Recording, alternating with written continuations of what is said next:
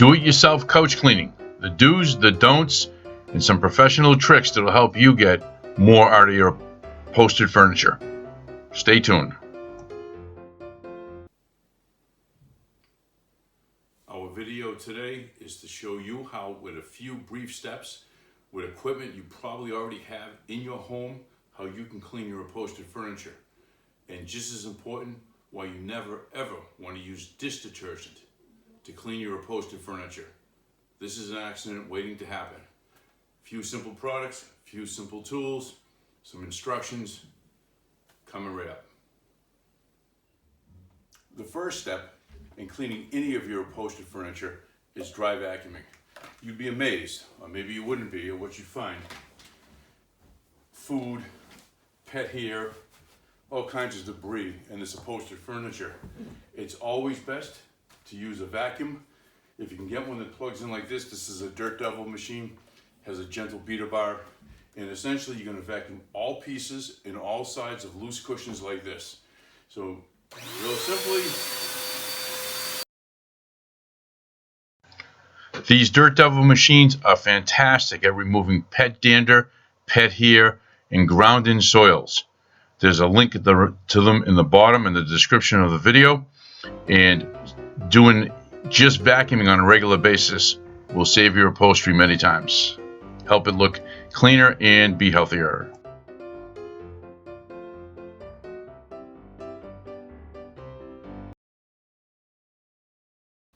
this step is extremely important. All sides of the sofa, even this area, this deck material right here, you can see there's been food spots and spills, crumbs that should all be vacuumed out before you try to attempt the wet clean. And that's coming right up. Let's take a minute to talk about chemistry. The two main detergents we use here is the actual shampoo and the rinse agent. Both of the links to everything we're using today is down in the description. We've been using these products for years. They work on almost all natural and synthetic fabrics. The all fiber rinse goes into a spray bottle mixed with warm water. That's what we rinse with, and we mimic the extraction of an expensive machine. And this is applied either with a horsehair brush or a natural sponge. We prefer the natural sponges over the synthetics. They do a better job and they're not as aggressive.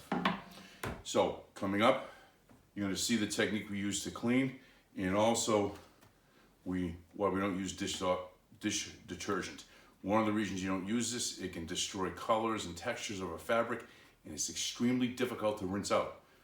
Your sofa will look bright and clean if you use this for about 15 minutes. After it's dry, once people start using it again, all that residue that's left in the sofa will attract dirt and it will look worse within a month. It'll look worse than it ever did. Do not use products like this. So we're ready to start the actual cleaning process. We have the all fiber rinse, which is the final rinse, mixed in the spray bottle. We have our fine fabric shampoo in the bucket. We'll start with the sponge, and we're going to apply the detergent as evenly as possible. And you don't want to make it too wet when you apply it, because it might take too long to dry, but you can basically gentle strokes just like this, making sure to get this cording material too. And you can do the whole seat cushion if you want. Sometimes we do a whole one, we get it all wet. Sometimes we just do half. You are not soaking the seat cushion. You're getting it damp, yes, but you're not soaking it.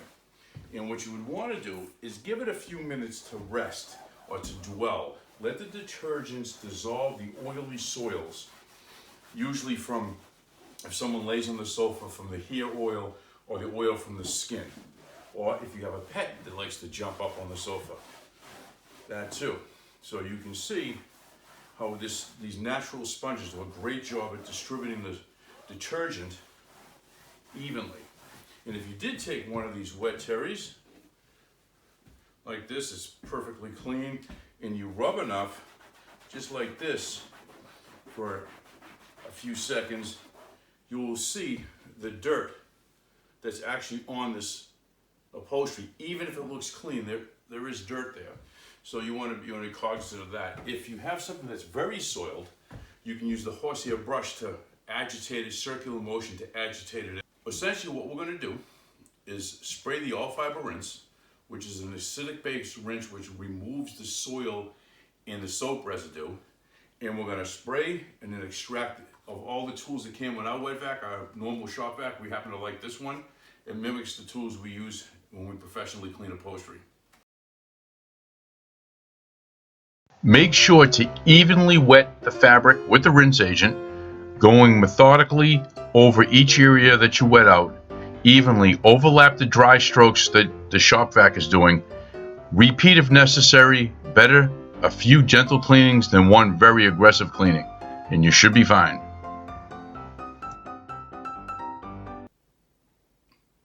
One of the trickier areas to clean, which is usually the most soiled, is the arm. It's where people spill the coffee, the beverages, foods, oil from the arm.